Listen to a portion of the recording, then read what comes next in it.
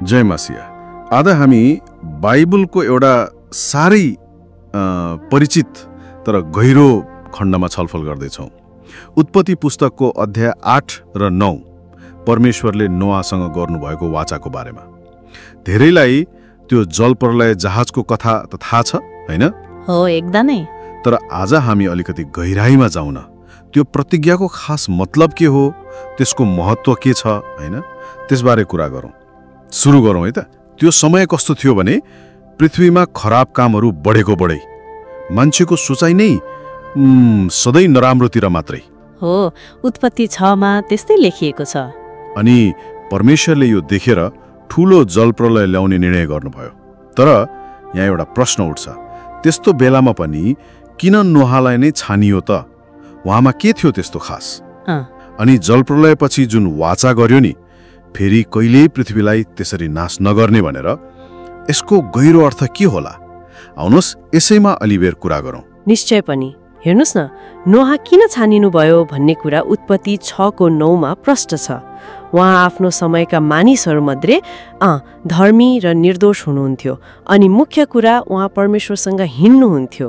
धर्मी अनि परमेश्वरसँग हिँड्ने हो। यो धर्मी हुनु भनेको खालि नैतिक रूपमा असल हुनु मात्रै होइन, तर परमेश्वरसँग सही सम्बन्धमा रहनु, उहाँको इच्छा अनुसार चल्नु भन्ने बुझिन्छ के? भनेपछि सम्बन्धको कुरा रहेछ। हो नि। परमेश्वरले न्यायको बीचमा पनि अनुग्रह देखाउन एउटा माध्यम खोज्दै हुनुहुन्थ्यो, र नोहा त्यो व्यक्ति बन्नुभयो। भनेपछि नोहाको चरित्र अनि परमेश्वरसँगको उहाँको त्यो सम्बन्ध नै उहाँ बच्नुको कारण बन्यो। एकदम। अनि त्यसपछि त आयो त्यो भयानक जलप्रलय, जहाज बनाउने कुरा, अनि कति लामो समय पानीमै बस्नु पर्यो। अन्तत जमिनमा आइपुग्दा त्यो अनुभव कस्तो भयो होला है? साँच्चै कल्पना गर्न पनि गाह्रो छ। तर जलप्रलय रोकिएपछि नोहाले गर्नुभएको पहिलो काम चाहिँ निकै महत्त्वपूर्ण छ। के गर्नुभयो उहाँले? उहाँले तुरुन्तै एउटा वेदी बनाउनु भयो अनि परमेश्वरलाई धन्यवाद र आराधना स्वरूप बलिदान चढाउनु भयो। हो र? हो। यो केवल एउटा रीतिथिति मात्र थिएन, यो त मनैदेखिको कृतज्ञता थियो, परमेश्वरप्रतिको समर्पण थियो। अनि बाइबलले भन्छ परमेश्वरले त्यो बलिदान, त्यो सुगन्ध ग्रहण गर्नुभयो, उहाँ प्रसन्न हुनुभयो। हो। अनि सायद त्यही बलिदान पछि नै परमेश्वरले त्यो वाचा गर्नुभएको, होइन त? हो, ठ्याक्कै।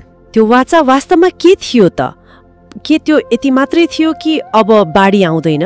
त्यो भन्दा धेरै गहिरो थियो। परमेश्वरले भन्नुभयो, म फेरि कहिल्यै मानिसको कारणले भूमिलाई श्राप दिने छैन, न त म फेरि कहिल्यै सबै जीवित प्राणीहरूलाई अहिले गरे झैं नष्ट गर्नेछु। यो एउटा वाचा थियो। वाचा हिब्रूमा बेरिथ भन्छ।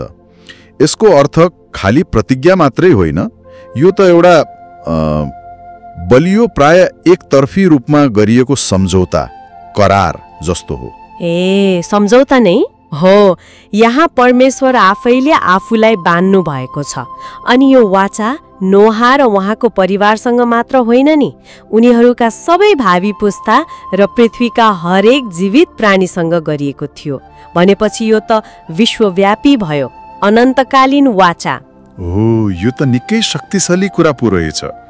परमेश्वर आफैले भविष्यमा आफ्नो कामलाई सीमित गर्ने प्रतिज्ञा गर्नुभयो, अनि यस वाचालाई सधैँ सम्झना गराउने एउटा चिन्ह पनि त राखियो नि, होइन? हो। आकाशमा देखिने इन्द्रेणी, मलाई सधैँ लाग्थ्यो किन इन्द्रेणी नै होला, अरू केही किन भएन? यो निकै रोचक प्रश्न हो, होइन? इन्द्रेणी प्राय कहिले देखिन्छ? आधी बेरी वा पानी परिसकेपछि? हो, पानी परेपछि। हो, मतलब प्रलयपछि शान्ति आए जस्तो। अनि हेर्नुस् न, त्यसले आकाश परमेश्वरको ठाउँ र पृथ्वी मानिसको ठाउँलाई जोड्ने पुल जस्तो पनि देखिन्छ। हो है। तर सबैभन्दा महत्त्वपूर्ण कुरा के छ भने परमेश्वरले भन्नुभयो, जब म पृथ्वीमाथि बादल ल्याउँछु र बादलमा इन्द्रेणी देखिन्छ, तब म आफ्नो वाचा सम्झनेछु। परमेश्वर आफैले सम्झनेछु भन्नुभयो। हो। ध्यान दिनुस् त, यो चिनो मानिसलाई सम्झाउन मात्र होइन, परमेश्वर आफैले आफ्नो प्रतिज्ञा सम्झनको लागि पनि हो। एउटा प्राकृतिक सुन्दरतालाई उहाँले आफ्नो अनुग्रह र विश्वासयोग्यताको प्रतीक बनाउनुभयो। भनेपछि आज हामीले के बुझ्यौं त? परमेश्वरले जलप्रलय जस्तो कठोर न्यायपछि पनि मानवतालाई पुरै छोड्नु भएन।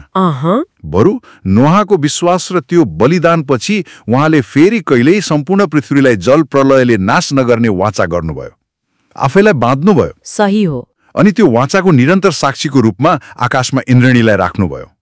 यसले त परमेश्वरको चरित्रको एउटा ठूलो पक्ष देखाउँछ नि, हैन? हो नि। उहाँको न्यायसँगै उहाँको त्यो अपार अनुग्रह, करुणा अनि फेरि नयाँ सुरुवात दिने इच्छा सधैँ रहन्छ भन्ने कुरा। एकदम। अनि यहाँ एउटा चाखलाग्दो कुरा के छ भने त्यो इन्द्रेणी केवल हजारौं वर्ष अघिको वाचाको एउटा ऐतिहासिक सम्झना मात्र होइन। हो र? हो नि। यो त आज पनि उत्तिकै सान्दर्भिक छ, उत्तिकै शक्तिशाली आशाको प्रतीक हो। जस्तो स्रोतमा पनि भनिएको छ नि, जीवनका आँधी बेरीहरूमा, कठिन परिस्थितिहरूमा जब हामी आकाशमा त्यो इन्द्रेणी देख्छौं, त्यसले हामीलाई सम्झाउँछ कि अँध्यारोपछि उज्यालो आउँछ। परमेश्वरको प्रतिज्ञा अटल छ। हो, त्यो आशाको प्रतीक हो।